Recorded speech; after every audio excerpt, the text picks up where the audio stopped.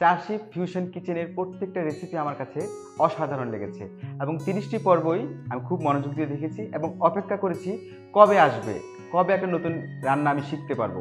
একটা শুধু আমার কাছে ভালো লেগেছে, সেটাই আমি সাবমিট করেছিলাম। সেটা ছিল হচ্ছে লাউ চিংড়ির শাসলিক উইথ লাউয়ের খোসা দিয়ে একটা সস করেছিলাম, যেটা হচ্ছে গার্ড পিন সস। লাস্টে যখন দেখলাম যে আমার রেসিপির ছবির সাথে নামটা আসলো, তখন কি বলবো, আমি এমন জোরে একটা চিৎকার করেছিলাম, বাসার সবাই আমার দিকে তাকিয়েছিল। কি কোনো অঘটন ঘটেছে? কেউ যদি মনে করে ট্রেডিশনাল ফুডকে বিশ্বের দরবারে কিভাবে তুলে ধরবে, আমার মনে হয় যারা দেখেনি তাদেরকে আবার ওটা দেখা উচিত, যে নর্মাল কালাভুনাকে আমরা কিভাবে ইউরোপীয় স্টাইলে আমরা প্রেজেন্ট করতে পারি। আমাকে যখন বলেছে যে আপনি কি আপনার ফুডটা নিয়ে কনফিডেন্ট, তখন আমি বলেছি শেফ কনফিডেন্ট। পরে বললো শিওর, আমরা কি টেস্ট করবো? আমি হ্যাঁ টেস্ট করেন।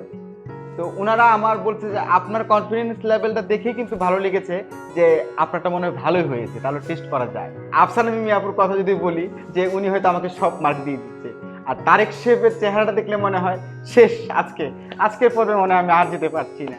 আমার মনে হয় বাংলাদেশের ইতিহাসে এই প্রথম এত বড় একটা প্রাইজ মানি।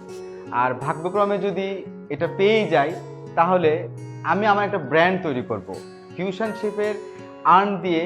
ফিউশন একটা কিচেন, যেখানে ফিউশন বাই রাহাত নামে রেসিপিগুলি থাকবে, সেই স্বপ্নটা আমি দেখছি।